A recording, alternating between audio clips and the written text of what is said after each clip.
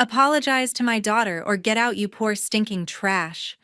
That's what my younger brother snapped right in the middle of the restaurant, loud enough for everyone to hear. Then he shoved my son hard, sending the boy crashing to the floor, dislocating his shoulder. My 10-year-old's cries echoed through the room, his eyes red and filled with pain. My parents just sat there smirking and said, "He deserved it." I didn't argue. I didn't raise my voice. I simply picked my son up and walked out, driving straight to the emergency room. That night, something inside me shifted forever. I realized my own family had never once stood up for my child when he needed them most. My name is Regina Castro. I'm 36 years old and I work as a high school teacher.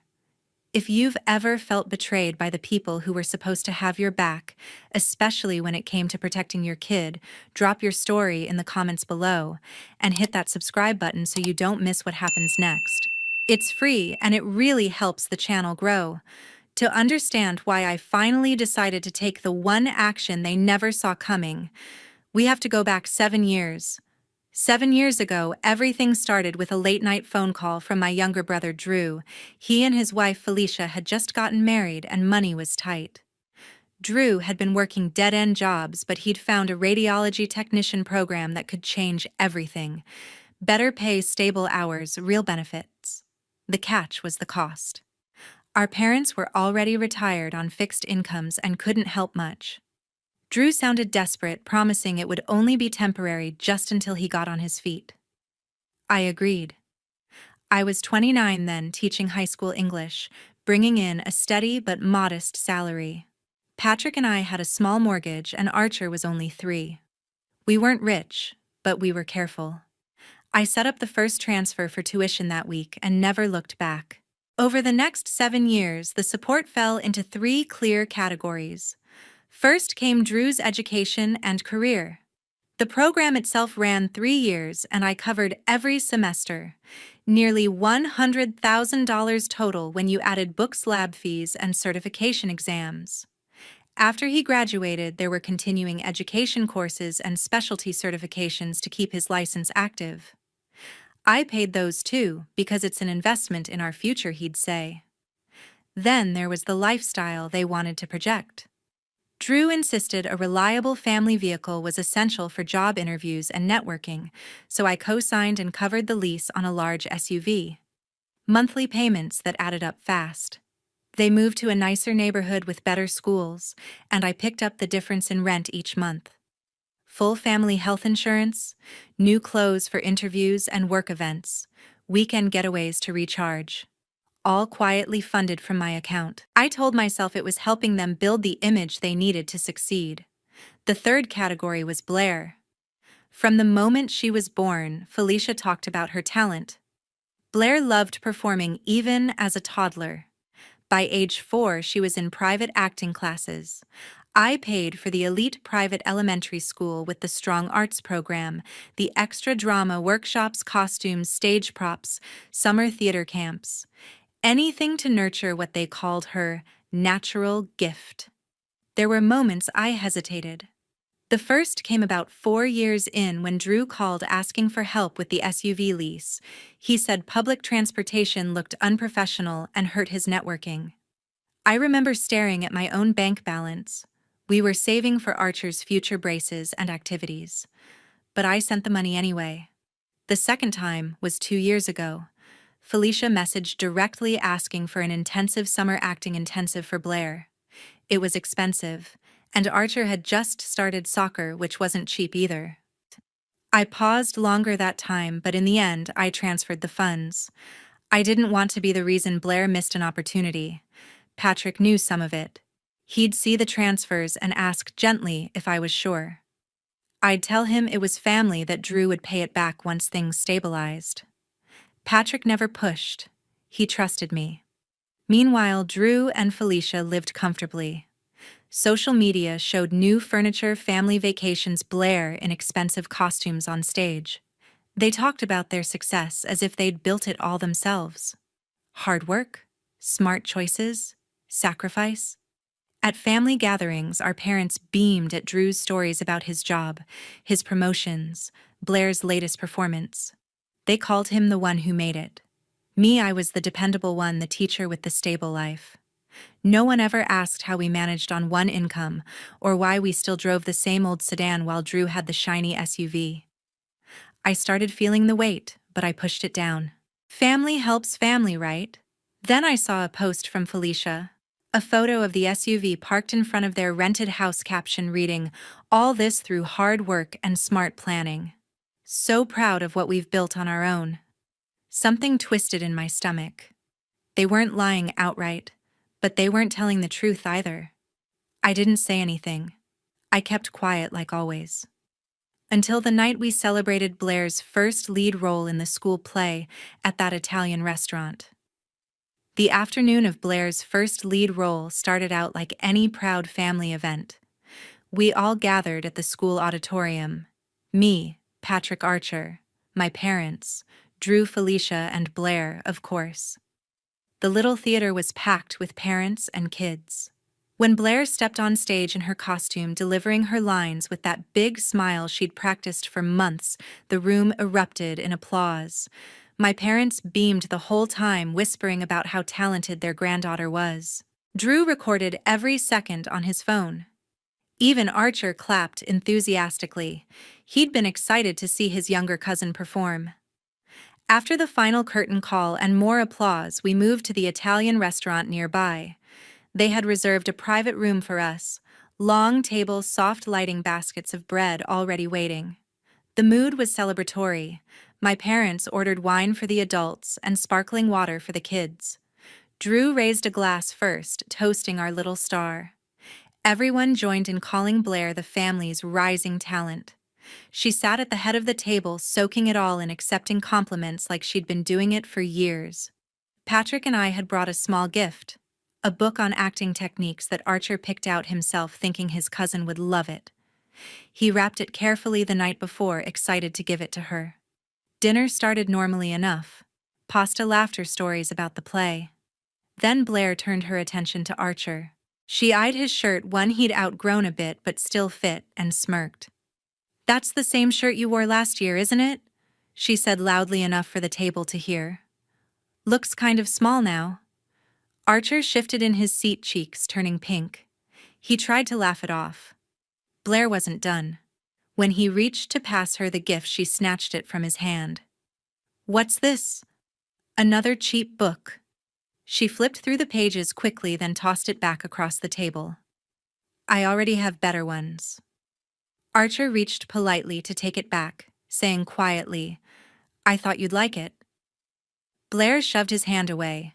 Not hard, but enough to make the point. She rolled her eyes and laughed. That's when Drew stood up, fast chair scraping loud against the floor. His face was red. Without warning, he shoved Archer hard in the chest. My son flew backward, hitting the marble floor with a heavy thud that silenced the entire room. Archer let out a sharp cry, grabbing his arm, tears instant. Drew leaned over him and snapped, "Apologize to my daughter or get out of here, you poor stinking trash." Felicia chuckled beside him, adding, "Yeah, don't ruin her big night." My parents didn't move to help. They exchanged a quick look, then smirked slightly and said almost in unison, "He deserved it. Kids being kids." The room went dead quiet. I could feel the servers hovering near the door, eyes wide but saying nothing. Other tables nearby had gone silent too, forks paused mid-air, staring but not intervening. No one reached for Archer. No one scolded Drew. No one even asked if my son was okay. In that moment, the worst part wasn't the push. It was realizing nobody at that table, not my brother, not his wife, not my own parents, was going to stand up for my child. I stayed calm on the outside. I slid out of my chair, knelt beside Archer, wiped his tears with my napkin, and helped him to his feet. He was shaking, holding his arm close to his body. I grabbed our things, nodded politely to the server on the way out, and walked us straight to the car. On the drive to the emergency room, I stayed silent. But that night, everything changed. We got home late from the emergency room. The doctor had confirmed a dislocated shoulder popped it back in place and wrapped Archer's arm in a sling. He was exhausted from the pain meds and fell asleep almost immediately on the couch, his face still pale. I sat beside him in the dim living room light watching his chest rise and fall. At 10 years old, he looked so small with that bandage. I kept replaying the moment his body hit the floor, the way no one moved to help him. But more than that, I thought about what it taught him. That in our family, some kids mattered more than others. If I stayed silent tonight, tomorrow, Archer would learn to accept unfairness as normal. He'd grow up thinking it was okay for people who were supposed to love him to choose sides against him. I couldn't let that happen. Patrick came in quietly from the kitchen, handed me a cup of tea, and sat on the arm of the couch. He didn't say much at first, he just put his hand on my shoulder. I finally opened the banking app on my phone and started adding it all up properly for the first time. Transfer after transfer, month after month, over 7 years. Tuition payments, lease contributions, rent supplements, insurance premiums, school fees, extras for Blair's classes. The total hit $260,000. I turned the screen toward Patrick and told him everything, every detail I'd kept quiet about for years. How it started small and grew, how I'd always justified it as family duty. His jaw tightened as the numbers sank in, but his voice stayed steady. "You've done more than enough," he said, pulling me close. "It's time to stop." He was right. This wasn't about revenge. It was about ending a cycle where I poured everything into them while they gave nothing back. Not gratitude, not respect, not even basic protection for my son. I needed to break it for Archer's sake and mine. That night and into the next morning, I got to work. I called the leasing company and removed myself from the SUV payments. They confirmed it would go to collections if Drew didn't arrange something new. I contacted Blair's private school and withdrew my funding, effective immediately, sending the termination email the bursar had requested years ago for sponsors. I logged into every utility account tied to their address and removed my card, then requested the accounts be transferred solely to Drew's name. Health insurance add-ons, autopay for their internet plan, even the small recurring donation I'd set up for Blair's theater boosters, all canceled with confirmation emails saved. Every click felt like closing a door I'd left open too long. By midday, my phone started lighting up. The first real call came from Drew, his name flashing over and over. I could picture him opening the email from Blair's school about the overdue balance. His voicemail was frantic, demanding to know what was going on, why payments had stopped. I didn't pick up.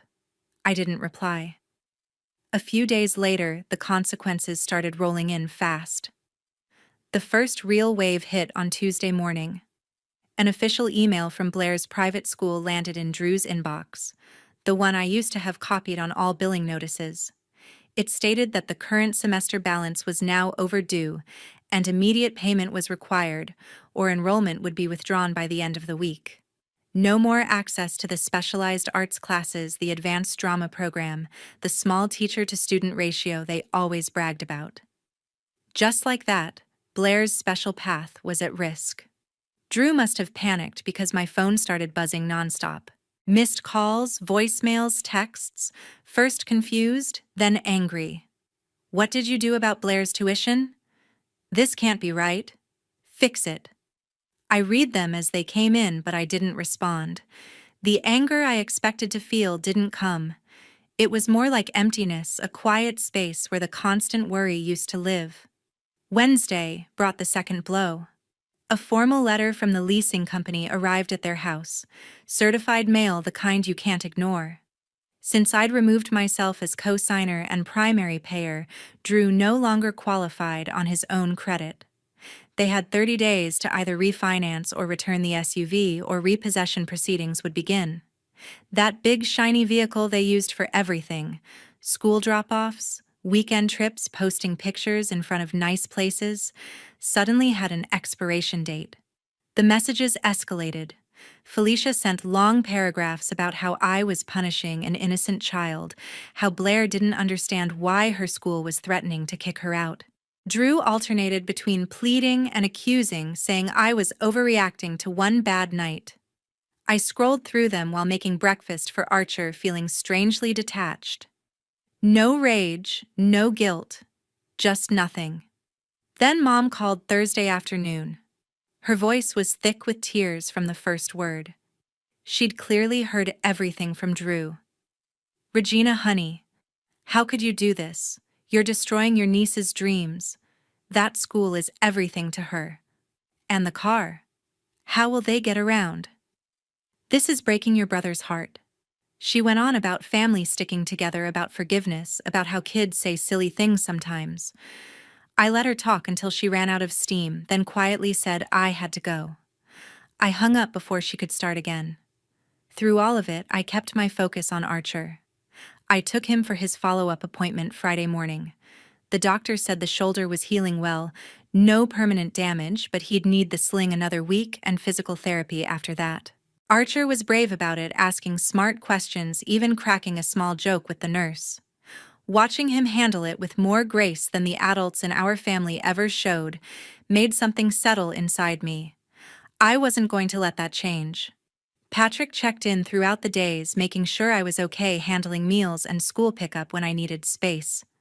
We didn't talk much about the messages flooding my phone. We just moved forward as a team. The calls and texts kept coming, but I left them unread after a while. The emotion that surprised me most wasn't satisfaction or vindication. It was relief, like finally exhaling after holding my breath for 7 years.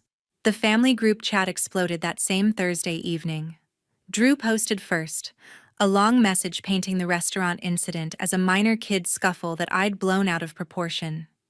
He claimed Archer had started it by being rough, and that my reaction was punishing everyone for nothing. Felicia jumped in quickly with a follow-up, sharing screenshots of the school's payment demand and writing how devastated Blair was, how her confidence had been crushed right after her big performance. Mom and Dad tagged me repeatedly.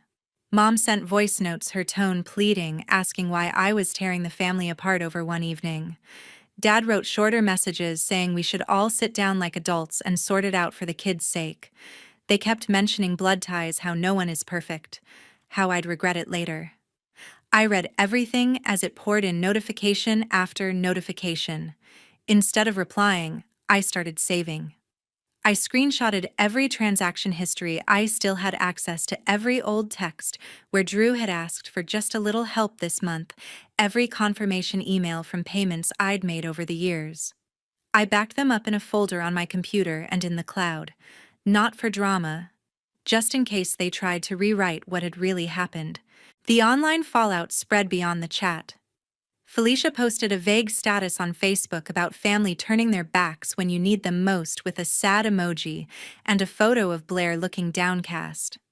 Comments from friends poured in with sympathy, people who had no idea about the years of support behind the scenes. The escalation peaked the following Saturday afternoon. The doorbell rang repeatedly, then came loud knocking. Patrick looked out the window and saw Drew's car in the driveway, the SUV still there for now. He told me to stay inside with Archer, who was resting in his room. I heard the voices through the door. Drew shouting my name, demanding I come out and talk. Felicia adding that we couldn't hide forever, that this was destroying Blair. Their words got louder, more insistent, fists banging harder. Patrick opened the door just enough to stand in the frame, calm but firm. "You've done enough," he said clearly. "Please leave our property. If you don't, I'll call the police." Silence for a beat. Then muttering, car doors slamming, engine starting. They drove off. Patrick closed the door, locked it, and came back to me. He didn't say much, just wrapped his arms around me and held tight. In that quiet moment with Archer safe upstairs, I felt something solid. We were okay. 3 weeks later, everything had become clear. The full consequences unfolded over the next few weeks. The leasing company didn't wait long. One Tuesday morning, a tow truck showed up at Drew and Felicia's place and took the SUV away. Drew had tried to negotiate an extension, but without a new co-signer or full payment, there was no option. That vehicle, the one they'd filled with family photos and road trips, was gone. Blair's situation settled next. The private school held firm on the overdue fees. After missed deadlines, they officially withdrew her enrollment. She started at the local public elementary school the following Monday. No more specialized drama track, no small acting classes, no advanced stage productions.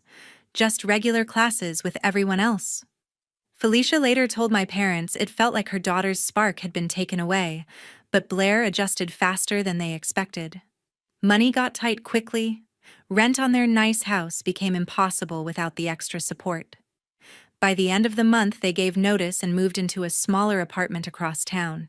2 bedrooms instead of 4, no community pool, basic amenities. Drew picked up overtime shifts, and Felicia took a part-time job at a retail store to help cover bills. Their social media went quiet for a while. My parents stopped reaching out altogether. No more invitations to Sunday dinners, no texts checking in, no calls asking about Archer's recovery. The silence from them felt heavier than any argument ever could. Through it all, our little family found a new kind of peace. Archer's shoulder healed completely. The physical therapy sessions ended, the sling came off for good, and he was back to running around like nothing had happened. One weekend we packed the car and drove to the coast for a short beach trip, just the 3 of us. The weather was perfect, warm sun and cool waves. Archer spent hours building sandcastles, chasing seagulls splashing in the surf. His laughter carried over the water, loud and free. Patrick and I sat on a blanket watching him. We didn't talk much about what had happened lately.